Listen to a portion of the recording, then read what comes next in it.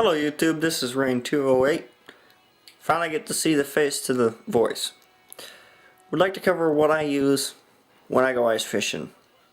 I'm leaving out my auger, my sled, and my ice cleats and clothing that I use. Mainly going over the poles, tip-ups, and the jigs that I'm using while fishing in my lakes that are around my area. Just a little side note, 5 poles per person in Idaho, in this area that I'm at. No live bait, referring to leeches, shrimp, fish. If you catch crawdads from the lake during the winter, by dumb luck, you can use those out of that lake only. That's about the only live bait you can use out of the water. Can't use frogs either, but they're pretty much frozen. So we're just going to go over what I carry in my tackle box, what poles I use, and tip-ups. Okay, here we go. Okay, starting off with the tackle. That's the box that's holding all of these little guys here. Starting off with lures that I use the most.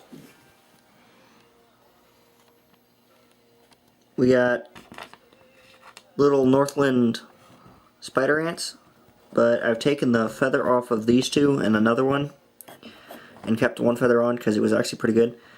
The reason why I take them off is because they're not tied always perfectly. Second one is the Northland's burrow bug, the Northland mud bug in 2 different colors, Mizuko's, I think that's how you pronounce them, jigs, this little guy, by Lindy, and this is actually an HT spider bug, but the feather's been all eaten off. These are just little miscellaneous ones through here. These ones, little Gens worms and things like that. We do have some lures that I just bought recently. This little group right through here on the other side of these guys, plus these little jigs here. I will be trying these ones out this year, adding night crawlers and dead minnows and maggots to see if I can catch some fish. Now, these 3 here, plus these 2, are probably going to be my best bet for droppers. I will try this one with the dropper, don't know if it's going to work. This little bugger here, as you can see, he's pretty small. Let's get a comparison. Here we go. Let's go with the rocket bobber. Your large size rocket bobbers. As you can see, compared to that, it's pretty small. Okay. Terminal tackle. We have circle hooks with regular shank hooks. Circle hooks with a little bit of a bend like that, as you can see on the very, very tip. Here, I'll get one out for better examination. The way they have that tip right there, I recommend you use these when you're fishing during the ice fishing season. If you're using like just a tip-up version, they're easier to get out of the fish because it comes out of the stomach and goes into the corner of the mouth. Next we have our little split shots, small sized, that are non-removal. Then we have miscellaneous sinkers, a few drop shots, and a bunch of removables. Miscellaneous trebles and circle hooks. We have little Northland's gypsy jigs. Pretty good if you had a night crawler. We'll try them this year with maggots. See how they do. I do keep with me quite a few Swedish pimples. I have this one right here. Used to be white, had to make it flashier, so because they got all dirty. So end result, pretty bright. That with a pink Floyd. Then we got a silver with a yellow film on it. We got a black one with a greenish blue film. We got a silver with a glow. Next we have a Northland's Live Forage. He was in one of the previous videos I had, taking him off of a little perch.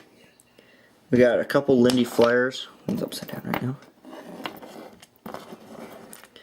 I did add sparkles to both just to give them more span. A Northland Buckshot Rattler.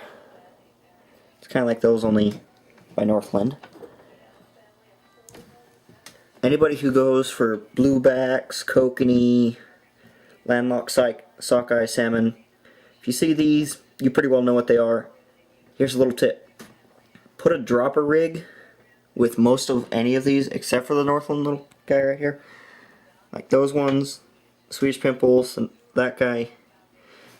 And you get pretty good results with these ones. I do have 2 jigging wrap Rapala things, and a chubby darter. The reason why the hook's gone is because it broke. Hooked into a 2-pound bullhead cat ice fishing this year. Early January. Bobbers. Just your little foam bobbers, your rocket bobbers. The reason why I go with the foam ones, they don't freeze up as much. Like if you're using this one, usually freezes up pretty soon. Not too much though. When I start going into pike or bass, I'll bring out these 2 big ones. Plus that big one right here. I do have myself a homemade tip up. You got your line sitting here with your hook. Sides right here, which I'll explain later. Goes all the way up to a tip. Yes, that is an arrow for some of you who didn't know. Pretty much sits just like this on the ice.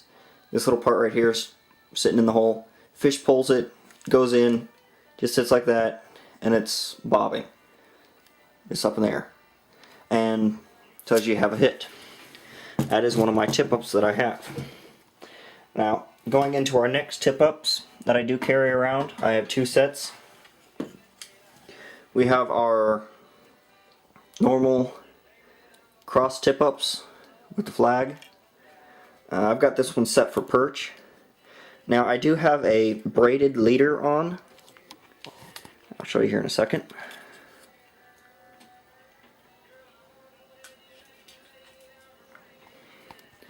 Now with the braided leader, I can switch out the leader.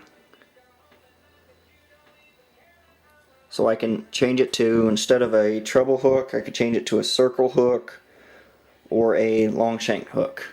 Now I keep the sinkers were removable and a sliding one.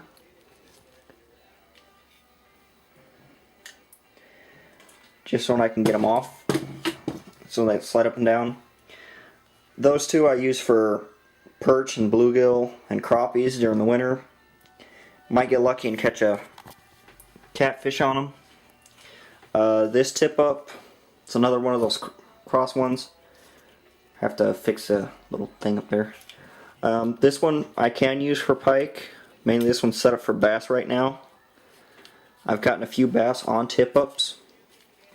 Just like that one, only it's got Daquan line, or whatever you want to call it. Now we're going on to another style of tip up.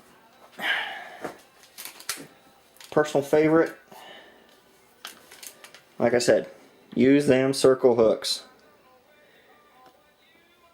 Use them, they're really good.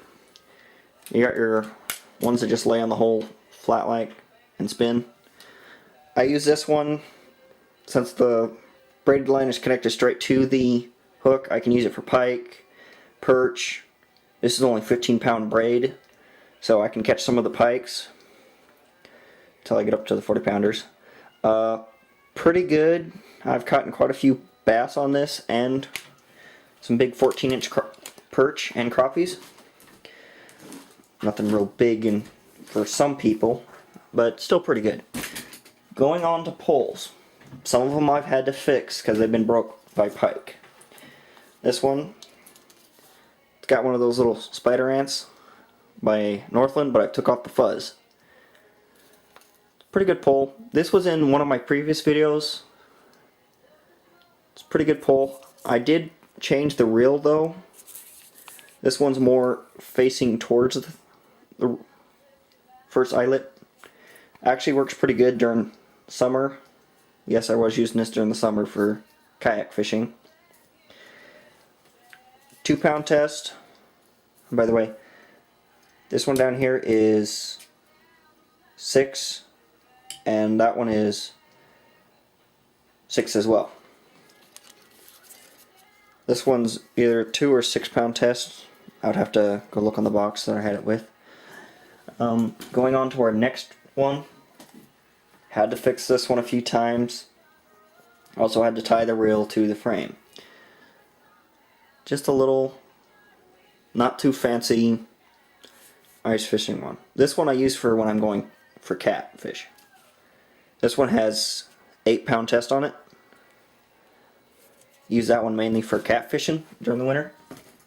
Going to one that I use quite a lot for finicky bluegill that are biting very, very softly. I had to tie the little spring bobber on. This one may look like it's the 8-pound test, but it's actually 6. Pretty good action. Perfect for what I'm fishing for. Oops, lost the jig. Okay, going on to another one that was in the film, if I remember right. I did add a homemade version of a spring bobber. Any of you who want to get a cheap spring bobber, go to your local riding stores, buy some of those clicky pins, take out the spring, and just kind of wrap them up there and leave the little eyelet on. It's very flexible. Pretty good action pole. Slightly bigger reel. Probably will be changing it out depending on the situation. This one, 6-pound test line as well. I tend to stay in that area. Just completed making this one this morning. It was one that had been busted by a small bluegill. It was a flimsy pole to begin with. I've actually already got this one tied and everything. Got my little jig that I'll be using. So it's not swinging. Like again, for instance, here's one of those springs. Goes up to the pole. You get a little inventive. Keep one of the eyes open on both ends. Just wrap it up. You can put your hook right there. It'll keep the integrity of the spring still going. You just barely see the line there, but still keeps it going. Goes down to the second eyelet. Goes down to your reel. You see, not a very big pole. Probably foot to 2 foot, well, 1.5 feet long. I'll be testing this one out this year to see how it does. Don't have very big expectations for it, but nor am I going to be ignoring it.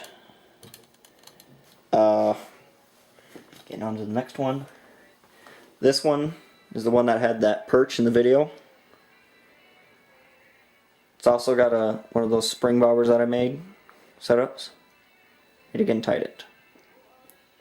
Going on to our next pole. Slightly large reel just to hold a lot of line. This is 4-pound test. Those other ones were 2 to 4. Just a little one. This is actually an interesting jig. I don't find them anymore. It's kind of like a Rapala jigging one, except for it's a double hook jig. And of course a little spring bobber. A little heavier action. Going down to one of the last poles that was in the video. Had to replace the reel because it got broke and put new line on it. Pretty good pole. I don't put little spring bobbers on these ones because this one's actually pretty sensitive as it is. Okay, going on to our unconventional poles. I do use large poles for fishing. This one is 2-pound test on it. Pulled in a 14-inch 3-pound perch out of Avondale up here. Here's the second one. A little bit smaller than that one. Going with 6 pounds on this. Yet again, go with those circle hooks. And last but not least, what I call my crappie pole. I will be using it this year. And this one's a 4-pound test. And it's a double pole. It goes to about 13 feet. It's a pretty good pole for you crappie fishermen. Reasonable price, $26. Not bad. Oh, almost forgot. On our tackle, we also have little Northland bloodworms and little slug bugs in there. No, not the cars. I know some of you are going to joke. This is what they call the slug bugs, because they got the little caterpillar legs. I recommend that you buy, if you're buying the bloodworm version of this color, buy yourself 2 packs with the 2 jig heads in it. Reason being, you're going to run out of them quick. This is my 4th pack of those bloodworms. Also, if you're going to do a little night fishing, they do have a glow version. I need to buy more. This one also glows, and so does the neon green. The top 3, the reds, the brown, and the dark green, don't glow. Use these during very bright conditions. These ones you can use in bright conditions or in the dark. All these little bloodworms and slug bugs work really well during the summer as well for crappie fishing and bluegill fishing. On a little side note, I do have a partner when I go fishing, and he's being a little lazy butt. Blah. You say hi to my little fishing dog. He's being lazy as all get out today. Yeah, pretty much that's my setup.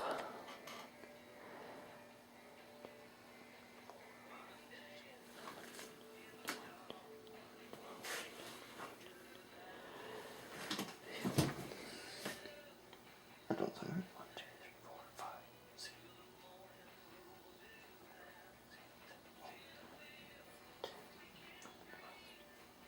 15 poles. The reason why I have 15, let's say me and a few friends want to go fishing. We can each have a few poles, set them out, go fishing. No need to worry. Back to that little part where I said where if I need to change my rigs out, circle hook with braided line. I've wrapped it around this so I can keep it in control. This bobber should work pretty well ice fishing this season. I do have another one. Do keep swivels in your tackle box. They come in handy. Always remember, have a buddy when you go fishing. Never go fishing alone on the ice. Because if you fall through, nobody's out there with you, or sees you fall in, you're going to meet your maker. So always go fishing with somebody. Do carry around rope so you can throw it out if somebody falls in. That way they can get back up through the hole. Also, do bring sunscreen. I don't have it, but I will be taking it this year. So bring yourself sunscreen. Bring yourself something to drink. Something that's got a lot of calories in it, because out there you're going to burn it. have yourself a good sled, good shelter, like little thing you just cover up with, one of those little hut things that you see out on the lake quite a bit. Around here, the thickest your ice is going to get, the thickest I've seen it is 15 inches. It's pretty good. You can actually have those bigger huts out there. Do not have the permanent huts. They don't last long up here. If you go north more, you can have them. Bring yourself a chair. If you're over 21, bring yourself some beers, enjoy them. Best baits to use: pink maggots, white maggots, night crawlers, little red wranglers, minnows, if you're fishing somewhere where you can use them live. Now, here's the thing. I do bring live minnows when I go ice fishing, but I don't use them alive. What I do is I snap off their little heads and use them on the tip, on the little tiny Swedish pimples. And then I use the rest of them on tip-ups. Or I just cut the head off almost completely so it's dead, and hook through them, body and head, and go that way. Always have yourself a good knife. For instance, I carry myself a Gerber instant knife. It's good action, small profile, easy to carry around. Always carry little forceps in case one of those little buggers swallow the thing. If you need be, if you can get a truck out on or anything, take those. I do have an underwater camera. Hopefully this year I'll be able to get some underwater video with it. I'm also going to be buying a flasher, either a Vexlar or a Markham Showdown, depending on what the paychecks go through. Mostly those are some of the things I'll be adding, is the flasher and a little shelter. Biggest auger you can have is a number 10-inch blade for a 10-inch diameter. Don't go any bigger. Don't cut yourself square holes. Game and Fish has a heyday busting people doing that. If you want to have a little friendly competition, take your friends out, take a little book, write down the person's name, and just tally, like have a little tally spot, and have the name of the fish, crappies, perch, bluegill, and just put a tally next to each person's name and on that same row of fish. Pretty good activity, also a good family activity. Go out, have fun, be safe this year. This is Rain208 signing out. See you on the ice.